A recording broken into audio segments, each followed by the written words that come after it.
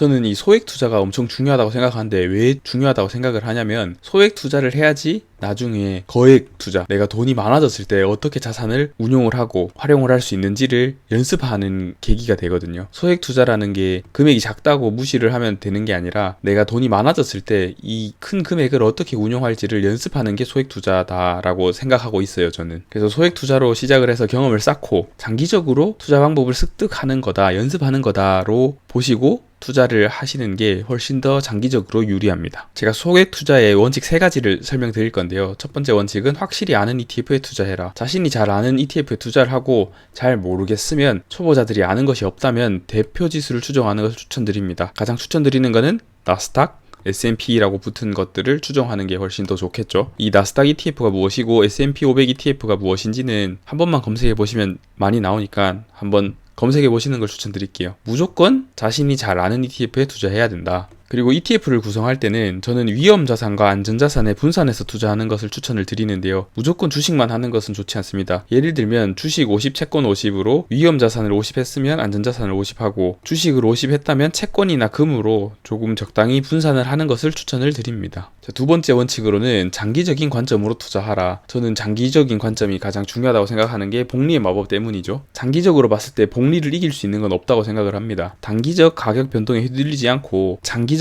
성장 가능성을 보고 투자해야 되는 게 우리 소액 투자자들의 가져야 될 의무입니다. 그래야지 지금 작은 금액을 운용을 할 줄 알아야지 나중에 돈이 커졌을 때 어떻게 운용할 수 있는지를 알게 되는 거예요. 뭐 나중에 연차가 쌓여서 돈을 많이 벌던, 아니면 뭐 심지어 로또가 될 수도 있잖아요. 로또가 되었을 때 거액이 있을 때 내가 어떻게 운용을 해야 되는지를 아는 방법이 소액 투자 때 결정이 된다고 생각을 하거든요. 그래서 저는 이 소액 투자를 굉장히 중요하게 생각합니다. 주식시장의 변동성과 이해를, 돈을 벌기보다는 주식시장의 변동성을 이해하고 인내심을 기르는 시기라고 생각을 하시고 장기적으로 투자하셨으면 좋겠어요. 왜 장기적으로 투자하라고 말씀을 드리냐면, 2가지를 가져왔는데 미국 나스닥 100이 있습니다. 10년 만에 19,600원짜리가 14만원이 됐어요. 7배가 올랐습니다. 1년만 보더라도 10만원짜리가 14만원이 되었죠. 그러니까 1.5배가 오른 겁니다. 그 다음 조금 더 공격적으로 바라보면 저는 인도 ETF가 있다고 생각을 하는데요. 5년 동안 한 1.5배가 올랐습니다. 지금 3개월 차에는 좋지 못한 모습을 보여주고 있긴 하죠. 그래도 좀 더 장기적인 관점으로 보고 이런 미국과 같은 이런 그래프를 그릴 수 있다고 저는 충분히 생각을 하거든요.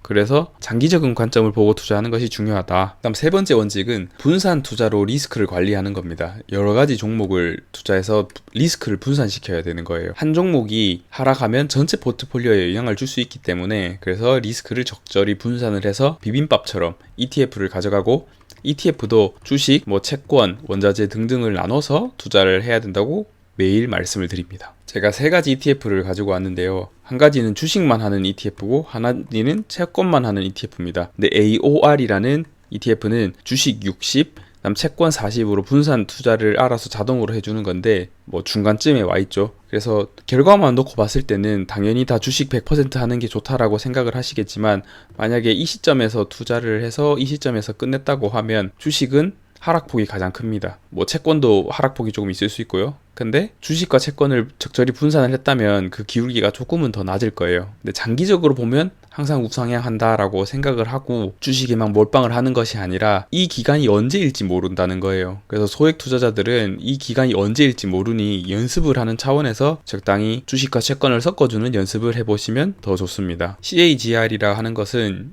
연간 평균 수익률이고, MDD라고 하는 것이 최대 낙폭인데, 최대로 얼마큼 떨어졌는지를 보는 것이 MDD고, 처음부터 끝까지 평균을 냈을 때 연평균 얼마가 올랐는지를 설명하는 것이 CAGR이라고 보시면 됩니다. 자, 그러면 본격적으로 소액 투자를 시작해야겠죠. 투자 시작 방법으로는 소액 투자는 ETF 투자를 많이 추천을 하고요. 거기에 맞게 포트폴리오를 구성하는 것이 좋습니다. SPY, QQQ, SCHD 등등 대표적인 ETF가 있잖아요. 거기에 투자하는 것이 저는 소액 투자로 시작하기에는 좋다고 봅니다. 그리고 미국 채권, 현물, 인도 ETF 등등을 분산해서 투자하는 것을 추천합니다. 그리고 투자를 시작하실 때 최소 투자 금액이랑 거래소 수수료를 고려해서 시작하셔라. 저는 월급의 50%로 시작하면 좋다고 생각을 하지만, 그래도 안 된다면 조금 더 낮게 월급의 30%, 10%도 좋다고 봅니다. 소액으로 시작을 하는 이유는 경험을 쌓으면서 투자 금액을 늘리고 그 거액 투자자가 됐을 때 할 수 있는 내가 방법이 많아야 된다고 생각을 하거든요. 그래서 소액으로 연습을 하면서 경험을 쌓는 것을 중요하게 생각하라고 말씀드립니다. 소액으로 ETF 투자 시 유의사항이 있는데요. 저는 감정적인 결정을 피해야 된다고 생각을 하고 비판적 사고를 할 줄 알아야 된다고 생각을 합니다. 소액으로 단기로